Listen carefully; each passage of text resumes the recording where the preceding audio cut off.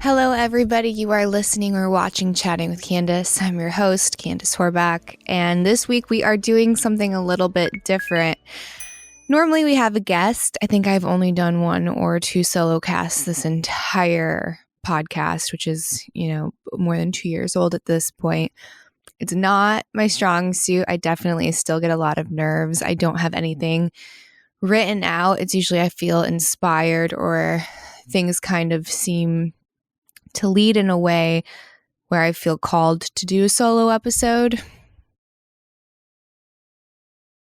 I had a lot of spiritual influencers that were scheduled for this month. I was booked up. I was going to work my butt off in November and then take, all of December off to enjoy that with my family. And then for one reason or another, most of my guests fell through. And yesterday I was supposed to record with somebody, and admittedly, I need to be doing better research before I have guests on. Sometimes I'll overlook certain things I disagree with because I think that I can find value in other areas. And I think that that's important. It's to keep a balance between what's for me, what's not for me, and not to write off someone entirely because they're not perfect for you.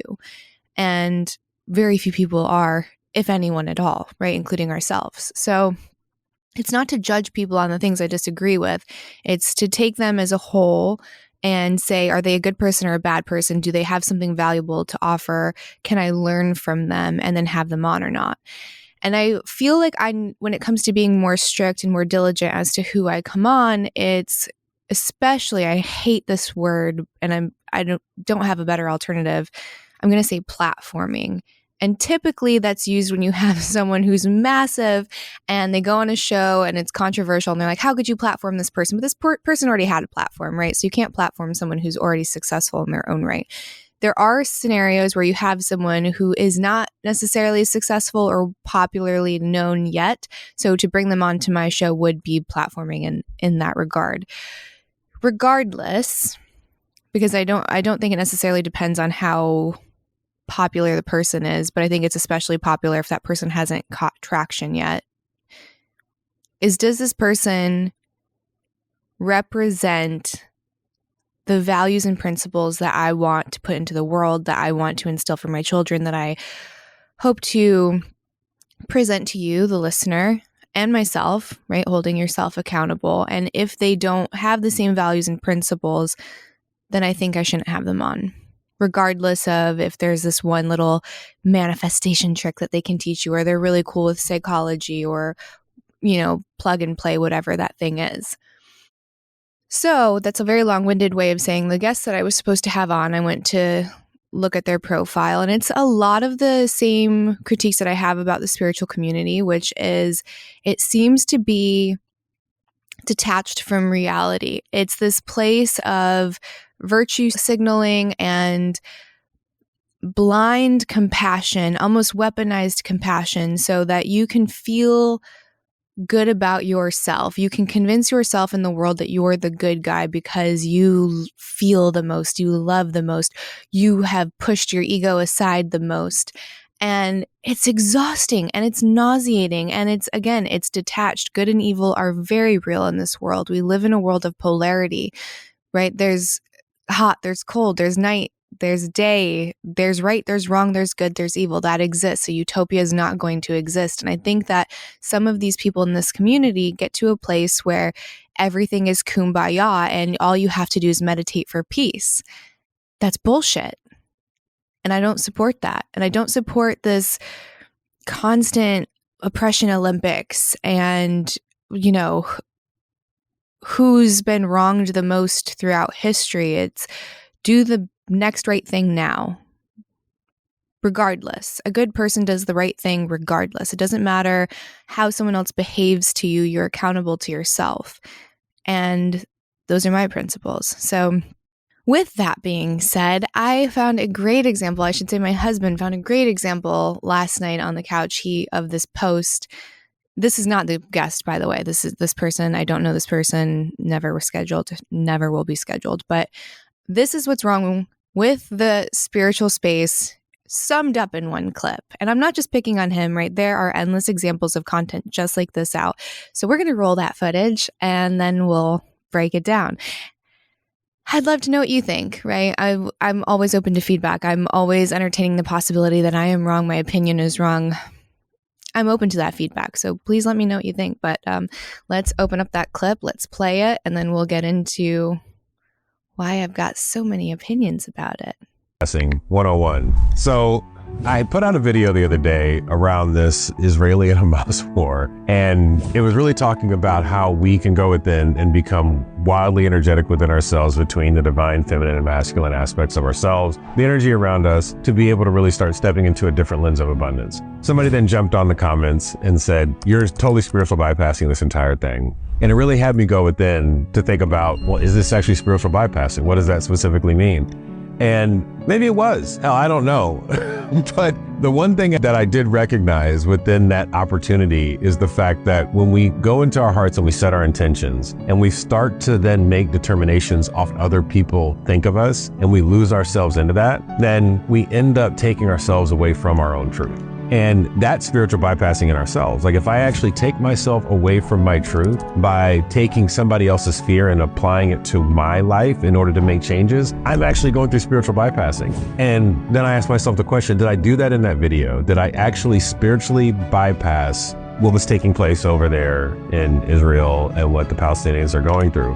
And I have to ask myself the question, I don't believe that I did, but if I did, I want to apologize to those of you that are going through the suffering and just say that I'm sorry. But also recognizing that we are infinite beings and we do have this really expansive wholeness, and we can move into a state of love that is completely different. And maybe that's the only lesson that we need to think about here. Thank you, and I love you. Look, I'm nauseous. I don't know about you. Let me know what you thought about that video. And if you couldn't watch it, if you were just listening, this man is so smug during the video. He is laughing, he's chuckling, he's smiling.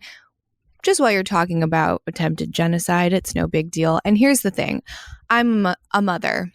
I have a spot in my soul that will always want to protect children. It is something that gets awakened on a very primal level for mothers that are somewhat even awake, right? Like it is in us to protect children at all costs. That being said, do you think that, during World War II, it would have been appropriate to say, oh, what the Germans are going through? Got to keep in mind for those poor Germans. The fact of the matter is, anyone that supports Hamas, who apologizes for Hamas, is evil. What they did on October 7th was evil. And we have become so detached and so worried of any kind of feedback from anyone. Like, how dare you, your opinion, you don't know. It's complicated. It's not complicated. It's not complicated. There is endless footage that they want you to see. They filmed it and released it with the intention of showing you how evil this could be, right? There's no hiding. They don't want to. They don't think there's anything wrong with anything that they did. So go ahead, go watch all of that footage and try to come up with an it's complicated justification for any of that. There's not one. Oh, they're backed into a wall. No. Just simply no. So this whole moral equivalency is trash. And I think people are doing it. Some people probably believe it. I think other people are also doing it as a virtue signal. I am so enlightened that everything is the same. All people are the same. We all want to take care of our children. We all want to make sure that they have a better life than we did, that they have clean drinking water, that they stay warm and fed, that we can build the infrastructure. We know that's not true. Right? Hamas has had billions of dollars that they have taken from their people to spend on terrorism. So not all people have the same values. And we need to look at people who have an utter disregard for life, for children, for sovereignty, for freedom, and maybe not tolerate that. Because they're sure not tolerating us.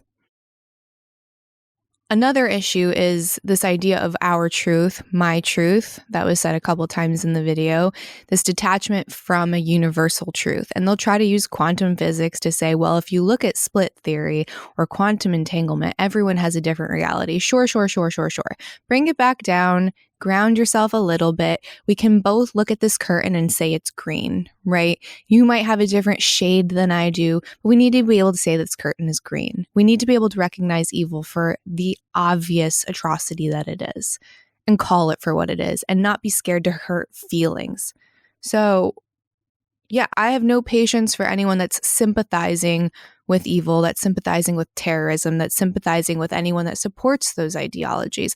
And I'm not saying every single Palestinian is a terrorist. That's not what I'm saying. Before anyone jumps to that into the comments or says that every Palestinian or every Arab is supporting of Hamas. Obviously, I know that that's not true. But what I am saying is that there is a vast difference between people that are intentionally trying to save lives by sending out notice, by getting thousands of women and children out before they do any attack versus other people that are quite literally using people as human shields. There's a difference. If you can't see that difference, then that's really alarming.